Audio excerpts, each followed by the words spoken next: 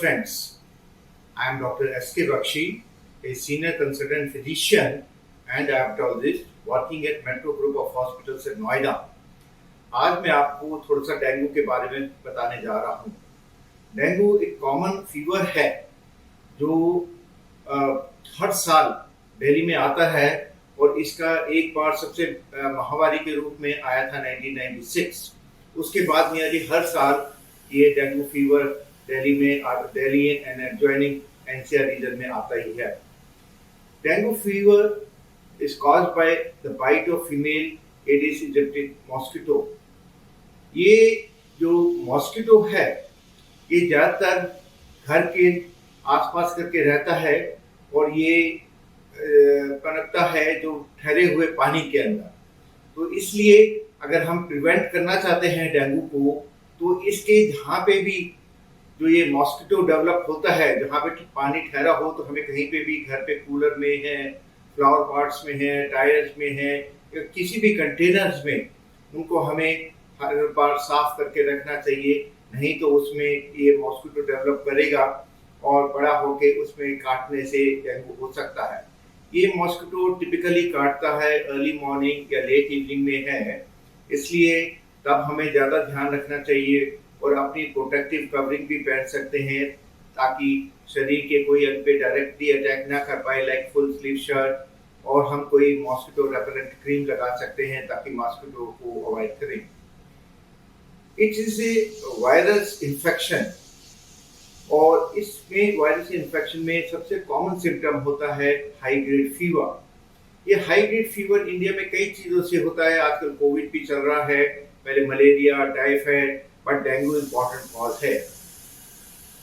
Fever के साथ में इसके साथ होता है हेडेक, स्पेशली अगर आपको आंखों के पीछे दर्द लग रहा है, पूरे शरीर में और जोड़ों में दर्द हो रहा है, बॉडी में कहीं पे रैश आया हुआ है, उल्टी आने को लगता है या उल्टियाँ होती हैं और कमजोरी लग रही है। ये शुरू का फेज होता है जिसमें फेब्राइल फेज बोलते हैं।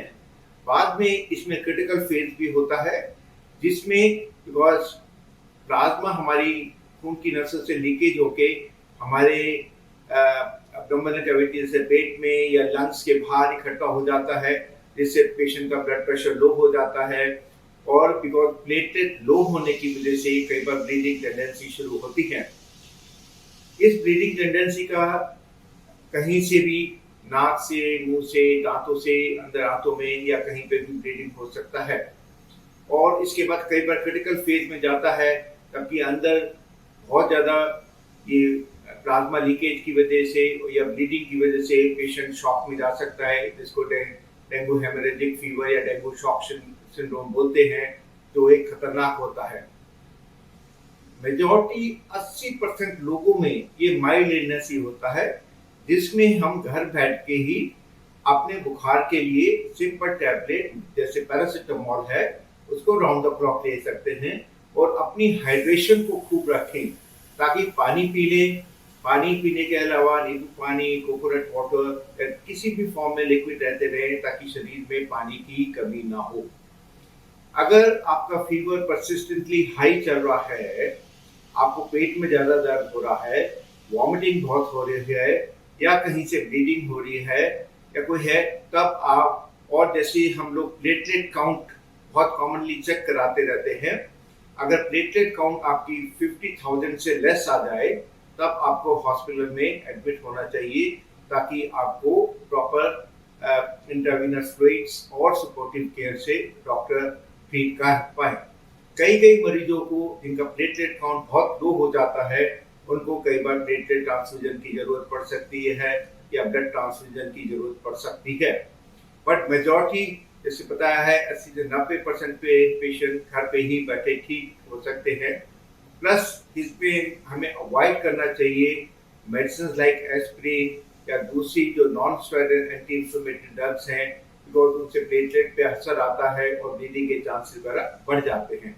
तो फीवर के लिए, बुखार के लिए सिंपल पैरासिटामोल वो तो बेस्ट होता है। एंड जैसे कहा जाता है prevention is better than cure. ये जो सीजन डेंगू का आने वाला है, हम लोग अपने घर पे सफाई पे खासकर ध्यान दें, घर पे हो, मोहल्ले में हो, शहर में हो, पूरी स्टेट में हो, उसमें सफाई का ध्यान रखें। कहीं पे ठहरा हुआ पानी को ठहरने ना दें जिसमें ये मॉस्किटो डेवलप करे और उसके बाद उसके काटने से जो एक किसी पहले मरीज को काटेगा फिर उसके बाद आगे वो स्प्रेड कर सकता है। तो उस prevention is better than cure. So हमें इस चीज का ध्यान रखना है कि हम कोई ऐसी चीज या अपने घर पे ना रख करें जिससे मॉस्किटो की डेवलपमेंट हो। एंड अगर हमें बुखार हो जाए तो डरने की जरूरत नहीं है, उसको हम सिंपल घर पे भी कर सकते हैं, बट टाइमली डॉक्टर की हेल्प लेनी जरूरी है। और अगर आपको थोड़ा बहुत भी सीरियस लगता है इमीडिएटली हॉस्पिटलाइजेशन होके अपना प्रिवेंशन करें। वर्ल्ड में एक वैक्सीन भी डेवलप हो गई है जो डेंगू के लिए प्रिवेंशन के लिए आ गई है, बट अभी इंडिया में नहीं है, क्योंकि ये वहीं पे वैक्सीन होती है कि जिसको पहले एक बार डेंगू हो चुका है उसको देने में, और जहाँ पे less than 9 years of age में मोर देन 80% पॉपुलेशन को डेंगू होता है, वहीं पे ये वैक्सीन को WHO ने रिकमेंड किया है। तो अभी हमारा सिर्फ बेसिकली है कि prevention of mosquito bite by having cleanliness, avoidance of any water containers which may breed the mosquitoes, wearing of proper clothing like full sleeve shirts, using mosquito repellents, taking paracetamol for fever, and good hydration, पानी other तरल पदार्थ को लेने पे बुखार होने पे। धन्यवाद।